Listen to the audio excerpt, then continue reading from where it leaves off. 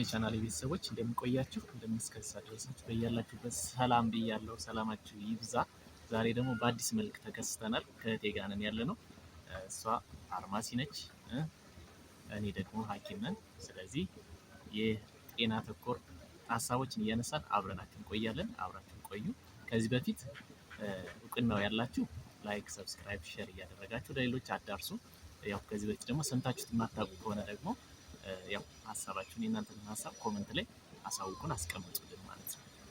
እሺ የምናነሳው ሀሳብ ያው አንዳንድ እኔ ስራ በምሰራበት ጊዜ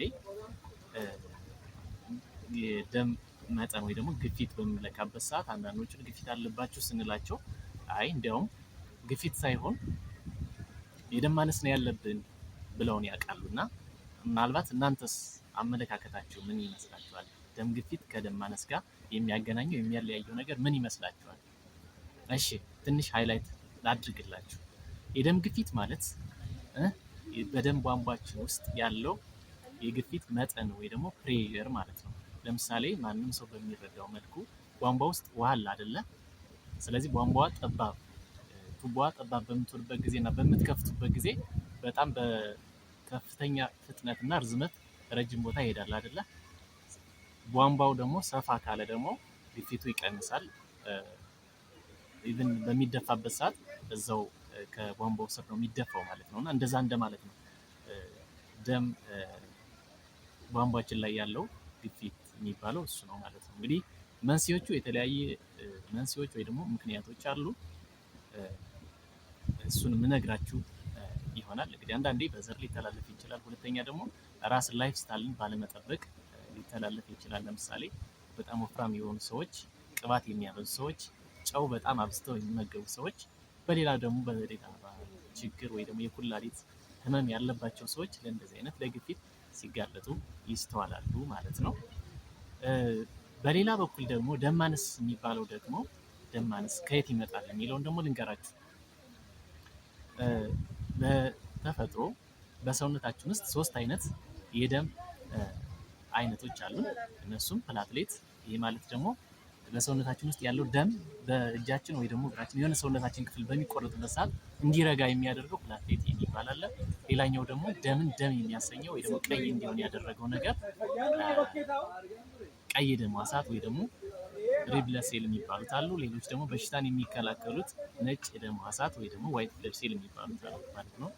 እና እነዚህ ናቸው ደም ቧንቧችን ውስጥ ያሉ የደም አይነቶች ማለት ነው። ስለዚህ የደም ማነስ የምንለው መቼ ነው ወይ ደግሞ ምን በሚፈጠርበት ነው ሰዓት ነው ስንል ደግሞ እነዚህ ቅድም ያልኳችሁ ቀይ የደም ሕዋሳት መጠናቸው በሚያንስበት ጊዜ ወይ ደግሞ እዚህ ቀይ የደም ሕዋሳት ያልኳችሁ ላይ የራሱ የሆነ ንጥረ ነገር አለ፣ ሄሞግሎቢን የሚባል ማለት ነው። የእሱ መጠን በጣም በሚቀንስበት ሰዓት የሚፈጠር ነው። መንስኤዎቹ እንግዲህ የተለያዩ ናቸው። ለምሳሌ ዝም ብለን በፊዚዮሎጂካል ስናየው እናቶች እርግዝና በሚኖርበት ሰዓት ለልጃቸውም ለእነሱም ስለሚጠቀሙት እሱ አይነት እጥረት ሊከሰት ይችላል። ለዛ ነው እንግዲህ እናቶች እርግዝና በሚፈጥሩበት ጊዜ ወይ ደግሞ በእርግዝና ሰዓት አይረን ወይ ደግሞ ፎሊክ አሲድ ዊዝ አይረን የሚሰጡት ማለት ነው። ለዛ ነው ማለት ደም ማነስ እንዳይዛቸው ማለት። ሌላ ደግሞ በብዛት በተፈጥሮ ሴቶች ሚኒስትሬሽን ወይ ደግሞ የወር አበባ በሚያይበት ሰዓት እንደዚህ አይነት ሊፈጠር ይችላል። ስፔሻሊ ደግሞ በርከት ያለ የወር አበባ የሚያዩ እናቶች። ሌላ ደግሞ ደም በሚፈስበት ጊዜ፣ ወባ በምታመሙበት ጊዜ፣ ሌሎች ደግሞ የኩላሊት ህመም በሚኖርበት ሰዓት እንደዚህ አይነት ነገር ሊፈጠር ይችላል። እነዚህ የደም ሕዋሳቶች የሚመረቱት ያው አጥንታችን ውስጥ ነው። የራሳቸው የእድሜ ገደብ አላቸው። ቀይ የደም ሕዋሳት በአማካይ 120 ቀን ወይ ደግሞ ወደ 3 ወር አካባቢ ይቆያል ማለት ነው በደም ውስጥ። ከዛ በጣፊ አማካይነት እንዲሞት ይደረጋል። ቀይ የደም ሕዋሳት፣ ነጭ የደም ሕዋሳት ደግሞ በአብዛኛው ወይ ደግሞ ማክሲመም 20 ቀን ሊቆዩ ነው፣ 3 ሳምንት ማለት ነው። ፕላትሌት የምንላቸው ደግሞ ኦልሞስት 1 ሳምንት አካባቢ ይቆያሉ ማለት ነው። ስለዚህ ሁለቱ ተርሞች የተለያዩ ነገሮች ናቸው። ደም ግፊት ከደም ማነስ ጋር ብዙ የሚያገናኘው ነገር የለም ማለት ነው። ደም ስለበዛ ደማችን ውስጥ ቀይ የደም ሕዋሳት፣ ነጭ የደም ሕዋሳት ስለበዙ አይደለም ግፊት ሊፈጠር የሚችለው። እንግዲህ የደም ቧንቧዎች በመጥበባቸው ምክንያት ነው። የደም ቧንቧ በሚጠበቅበት ጊዜ እነዚህ አይነት ነገር ይፈጠራል ማለት ነው። ስለዚህ እንዳልኳችሁ ቅድም የደም ማነስ ጋር የሚገናኝ ነገር አለ። የእነዚህ ቀይ የደም ሕዋሳት በሚበዙበት ሰዓት፣ መጠናቸው በጣም በሚበዛበት ሰዓት ሌላ ፖሊሳይቴሚያ የሚባል ሌላ ህመም አለ እንጂ ሲበዛ ደም ግፊት፣ ሲያንስ ደም ማነስ የሚባል ነገር የለም። ሁለቱ ተርሞች እየተለያዩ ናቸው ማለት ነው። ስለዚህ እነዚህ አይነት ነገሮች በሚገጥሙበት ሰዓት ያው ህክምና አላቸው የየራሳቸው የተለያየ ህክምና ነው ያለው። ስለዚህ ደም ማነስ በሚገጥመን ጊዜ ምን ሊደረግ ይችላል ካል በህክምና የምንሰጣቸው መድኃኒቶች አሉ። እነሱን አንድና ሁለት ትነግራቸዋለች። እስኪ ምን ትያለሽ? እሺ፣ እንኳን ደህና ቆያችሁ። ወንድሜ ጋር ነው ዛሬ የመጣ ነው። እነሱም መድኃኒቶች አንዳንድ ልንገራችሁ። አንደኛ አምሎድፒን፣ ኔፊሊፕን የሚባሉ አሉ።